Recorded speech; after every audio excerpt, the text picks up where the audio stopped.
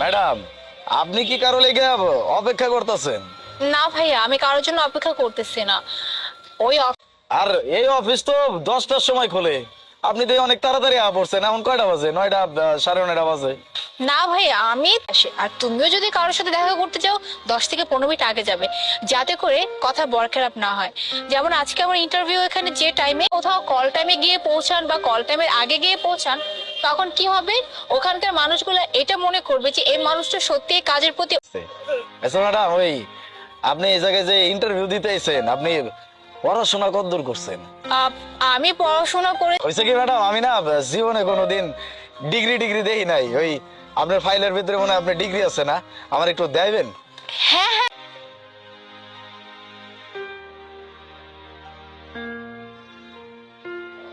বাহ, আগের চাকরি আপনি ছাইড়া দিছেন কে? না ভাইয়া, বিষয়টা এমন না। আসলে আমি জব কুইট করিনি, যে জন্যই ওনারা আমাকে জব থেকে বের করে দিয়েছে। বুঝতে পারছি। তো বদলি করি নাই আর তুমি আমার বাড়িতে ডাকতেছো? আরে কি মুসিবত!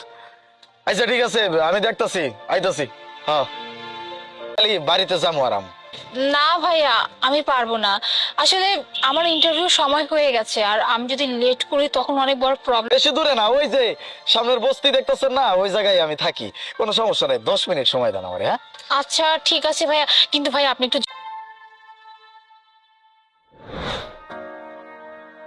এক কাপ চা দিয়েন তো। দিতেছি। চা কত? না ভাইয়া, এমন কিছুই না। আপনি ঠিকই বলেছেন, পাশের দোকানে রং চা 5 টাকা করে, কিন্তু আমি বিক্রি করতেছি 50 টাকা। বিক্রি করতেছি এই চাটা পুরোপুরি হাইজিন মেনটেন করা। আর সব থেকে বড় কথা ভাইয়া, আমাকে তো দেখতেই পাচ্ছেন আমি কত ভালো একটা ড্রেস করে আছি। আর যদি খেয়ে যদি আপনার শরীরে কোনো ক্ষতি হয় বা আপনার হেলথে যদি কোনো ইস্যু হয়, তাহলে এটা কেমন কথা না? তাই আমি আমার চাটা এমন ভাবে তৈরি করেছি যার জন্য 50 টাকায় হওয়া উচিত, তাই না? আচ্ছা ঠিক আছে, দেন আপনার এক কাপ চা, খেয়ে দেখি কেমন বানান আপনি। আচ্ছা দিচ্ছি এখনই।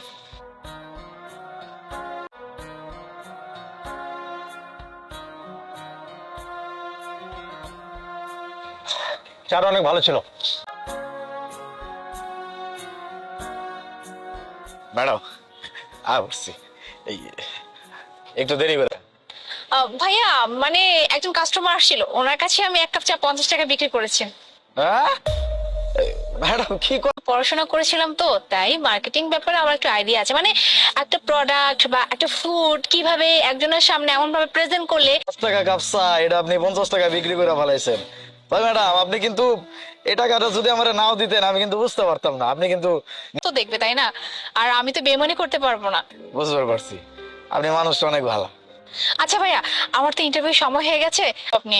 হ্যাঁ, আপনার ইন্টারভিউ হয়ে গেছে আর আপনি সিলেক্ট হয়েছেন। I am the owner of this company. মানে আমি কিছু। মনে হচ্ছে যে আমি আপনার সাথে মজা করতেছি। আমার কথা শুনে বা আমার ইংলিশে কথা বলা দেখে আপনি বুঝতে পারতেছেন না যে আমি আপনাকে কি। হয়ে গেছে, কিন্তু এটা কেমন ধরনের ইন্টারভিউ? এইটাই ইন্টারভিউ। আসলে এটা আমার স্টাইল বলতে পারে।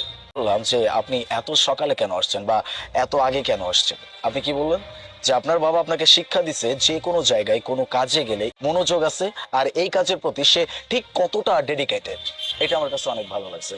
এটা হচ্ছে ফার্স্ট পয়েন্ট। আর সেকেন্ড পয়েন্ট, যখন আপনার কোয়ালিফিকেশনস অল আর গুড, তারপরে যখন আমি আপনাকে এখানে রেখে চলে গেলাম, আমি আপনাকে কি বললাম যে আমার বউ গোসল করে চলে গেলাম, আবার এখানে ব্যাক আসলাম। আসার পরে যখন আপনি আমাকে 50 টাকা হাতে ধরিয়ে দিলেন, আমি আপনাকে জিজ্ঞেস করলাম যে এই টাকাটা কিসের। আপনি বললেন আপনি 5 টাকা কাপের চা 50 টাকায় বিক্রি করতে পারছেন। এটা অ্যাজ ইউজুয়াল সবার ভিতরে থাকে না। তার থেকেও বড় কথা, আপনি যখন একজন আছে উনি জানতেন। আর তার থেকেও বড় কথা, আমি আপনার সাথে কেন ধোঁকাবাজি করব। আমি মানুষ হিসেবে সৎ থাকতে চাই। এইটা সব থেকে। কি বলছেন স্যার? সিরিয়াসলি আমার জবটা হয়ে গেছে? এক্স্যাক্টলি, জবটা আপনি পেয়ে গেছেন। Sir thank you very much. আর আপনার ফাইল দেখার থেকেও বড় বিষয় যেটা, সেটা হচ্ছে আপনার মনুষ্যত্ববোধ, আপনার টাইম সেন্স, আপনার স্কিলস, আপনার সম্পূর্ণ কোয়ালিফিকেশন। নিউ জব, আপনি আগামী 1 তারিখ থেকে আমাদের কোম্পানিতে জয়েন করবেন। Thank you very much.